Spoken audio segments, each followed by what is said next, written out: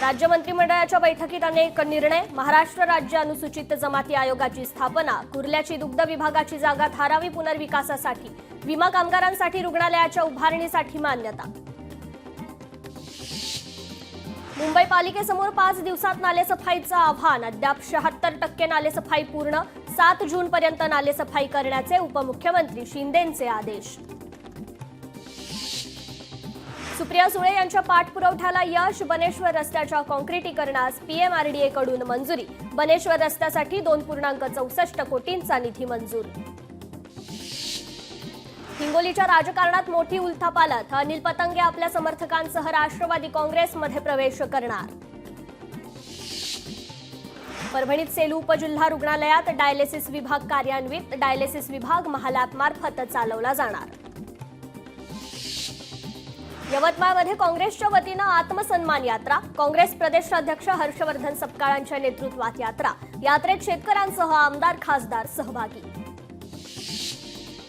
धाराशिवमध्ये खासदार ओमराजे निंबाळकर यांनी केली नुकसानग्रस्त शेतपिकांची पाहणी, तक्रार येणाऱ्या सर्व शेतकऱ्यांच्या नुकसानीचे पंचनामे करण्याचे प्रशासनाला निर्देश। शिस्तभंगाची नोटीस व्हॉट्सअॅप ईमेलवरही पाठवली जाणार, राज्य सरकारी कर्मचाऱ्यांसाठी शासनाचा नवा आदेश। गेटवे ऑफ इंडिया येथील रेडिओ जेट्टीचं नियोजन करा, रेडिओ जेट्टी ते नवी मुंबई विमानतळ इथे वॉटर टॅक्सी सुरू करण्याचा प्रस्ताव, बंदरे विभागाने याबाबतचं नियोजन पूर्ण करावं, मंत्री नितेश राणेंच्या सूचना। जालन्यात परतूर इथे भाजपच्या वतीनं गुणवंत विद्यार्थ्यांचा सत्कार, 10वी-12वी मध्ये उत्तीर्ण विद्यार्थ्यांचा आमदार बबनराव लोणीकर यांच्या उपस्थितीत सत्कार। पुण्यात नाथपंथी समाजाची राज्यस्तरीय बैठक, परमपूज्य गंगानाथ महाराज आर्थिक विकास महामंडळ नावाला नाथपंथी समाजाचा आक्षेप, श्री शिवगोरक्षनाथ नाथपंथी समाज आर्थिक महामंडळ नाव देण्याची मागणी। पंढरपुरात आषाढी सोहळ्यादरम्यान वारकऱ्यांना चांगल्या सुविधा देण्याची वारकरी मंडळाची मुख्यमंत्री उपमुख्यमंत्र्यांकडे मागणी, वारी दरम्यान वारकऱ्यांना वाहतूक स्वच्छतेसह इतर समस्या। आगामी निवडणुकीत कोल्हापुरातील जिंकत येणाऱ्या 18 जागांवर लक्ष केंद्रित करण्याच्या सुनील प्रभूंच्या पदाधिकाऱ्यांना सूचना, महापालिका निवडणुकीची रणनीती ठरवण्यासाठी बैठकीचं आयोजन।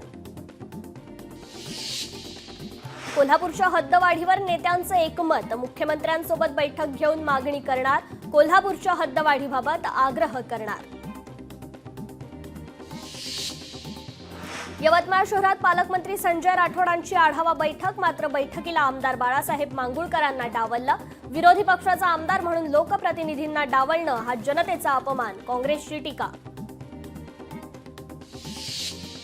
छत्रपती संभाजीनगरमध्ये जलसंपदा विभागातील 105 कार्यकारी अभियंत्यांच्या बदल्या, मराठवाड्यातील 4 कार्यकारी अभियंत्यांचा समावेश। छत्रपती संभाजीनगरात औट्रम घाटातील वाहतूक सुलभ करण्यासाठी रेल्वे आणि राष्ट्रीय महामार्गासाठी भुयारी मार्ग असे स्वतंत्र प्रकल्प अहवाल तयार करण्याचे खासदार डॉक्टर भागवत कराड यांचे निर्देश, शहरातील 10,000 घरांना सप्टेंबरपर्यंत गॅस पाईपलाईन मिळणार। अमरावतीत जिल्हा ग्रामीण पोलीस दलातील 400 पोलीस अंमलदारांची PC2 ASI बदली, अंमलदारांच्या विनंतीवरून याच आठवड्यात प्रक्रिया केली जाणार। छत्रपती संभाजीनगरमध्ये नूतन विभागीय आयुक्त जितेंद्र पापळकर यांनी पदाचा कार्यभार स्वीकारला, सेवानिवृत्त विभागीय आयुक्त दिलीप गावडे यांच्याकडून पदभार स्वीकारला। सिल्लोड तालुक्यातील पालोद परिसरात महामार्गाची प्रचंड दुरावस्था, पुलाचं काम हे गेल्या 10 ते 12 वर्षापासून सुरू असून अद्यापही अपूर्ण, वाहन चालक मात्र त्रस्त। महाबळेश्वरमधील लिंगमळा धबधबा प्रवाहित, परिसरात पांढऱ्या शुभ्र धुक्यांची चादर, महाबळेश्वरमध्ये पर्यटकांची गर्दी। मुंबईतील 7 धरण क्षेत्राकडे पावसाची पाठ, 7 धरणात केवळ 13% पाणीसाठा शिल्लक, समाधानकारक पाऊस न पडल्यास पाणी कपातीची शक्यता। सिंधुदुर्ग जिल्ह्यात बांबू शेतीला सुरुवात, पाऊस सुरू झाल्यापासून मृग नक्षत्र संपेपर्यंत बांबूंची लागवड करण्यात येते। छत्रपती संभाजीनगर शहराला पाणी पुरवठा करणारी जलवाहिनी फुटली, 1 दशलक्ष लिटर पाणी वाया, रस्ता रुंदीकरणाच्या कामावेळी जलवाहिनी फुटली, जुन्या शहरातील पाणी पुरवठा विस्कळीत। वाशिममध्ये सायकलपटू नारायण व्यास यांचा नवा आदर्श. सायकल दिनानिमित्त 24 तासात 425 किलोमीटर प्रवास. ऑपरेशन सिंदूर आणि भारतीय सैनिकांना समर्पित. वाशिम ते सेवाग्राम सायकल प्रवास. वाशिममध्ये जिल्हा परिषदेच्या शाळांमध्ये विद्यार्थ्यांची संख्या वाढवण्यासाठी शिक्षकांना टार्गेट. 30 सप्टेंबरपर्यंत 6 वेळा अहवाल विभागीय कार्यालयाकडे सादर करावा लागणार. शिक्षण विभाग मोहिमेचा आढावा घेणार.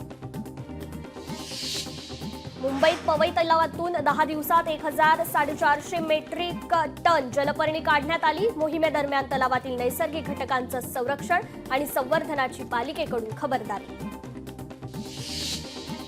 11वीच्या ऑनलाईन प्रवेश प्रक्रियेला पुन्हा मुदतवाढ. 5 जूनपर्यंत 11वीची ऑनलाईन नोंदणी करता येणार. पुणे शहरात रस्त्यांची कामे तातडीने पूर्ण करा. 7 जूनपर्यंत रस्त्याचं काम पूर्ण करून रस्ते सुरू करा. पालिकेच्या अतिरिक्त आयुक्तांच्या ठेकेदार पथ विभागाला सूचना. देशात कोरोना रुग्णांची संख्या 4000वर. महाराष्ट्रात सक्रिय 494 कोरोना रुग्ण तर देशात एकूण कोरोना मृतांची संख्या 28वर. हिंगोलीत 29 गावात दूषित पाणी. 24 प्राथमिक आरोग्य केंद्राकडून पाण्याची नमुना तपासणी. त्यामुळे पावसाळ्यात नागरिकांना काळजी घ्यावी लागणार. पुण्यात गोवंशाची कत्तल होणार नाही यासाठी 3 जून ते 8 जून दरम्यान गुरांचा बाजार भरू देऊ नका. गोसेवा आयोगाचं राज्यातील सर्व कृषी बाजार समित्यांच्या सभापतींना पत्र. नांदेडच्या धर्मादाय येथील तहसील कार्यालयात लेट लतीफ कर्मचाऱ्यांचं अभिनव स्वागत. कर्मचाऱ्यांचं बेशर्माची फुले देऊन स्वागत.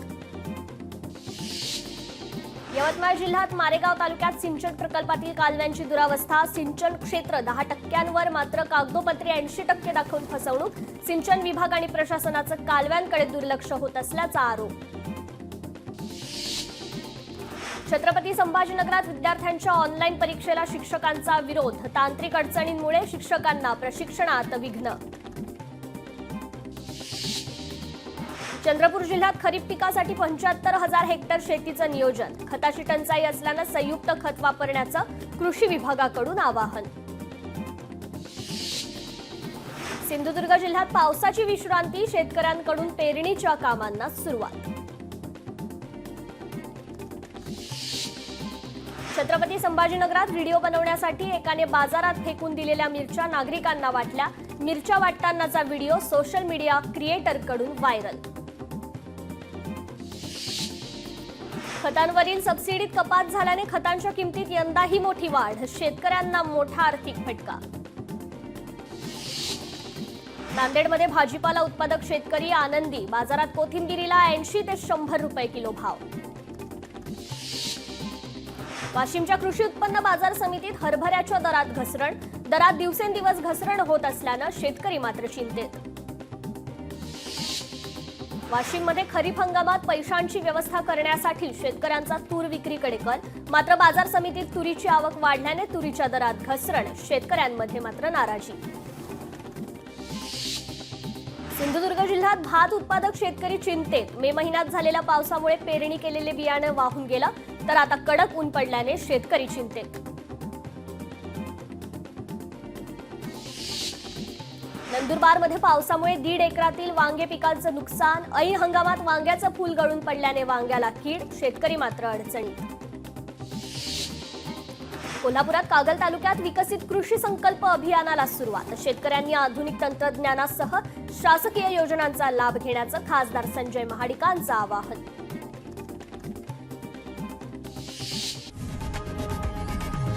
लोकशाही मराठी ऐका, पहा, जागरूक रहा.